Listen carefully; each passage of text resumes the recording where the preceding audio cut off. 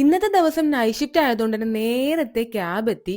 ഒരു 30 മിനിറ്റോളം ബ്രേക്ക് കൂടുതലാണ്. അപ്പോൾ പിന്നെ ഒന്നും നോക്കിയില്ല. ആക്സസ് കാണിച്ച് കേറിയിട്ട് നേരെ ഓപ്പോസിറ്റൂടെ ഇറങ്ങിയിട്ട് നമ്മളെ മെയിൻ അജണ്ടയിലേക്ക് കടന്നു. ചായ കുടി. അല്ലാതെ എന്താല്ലേ.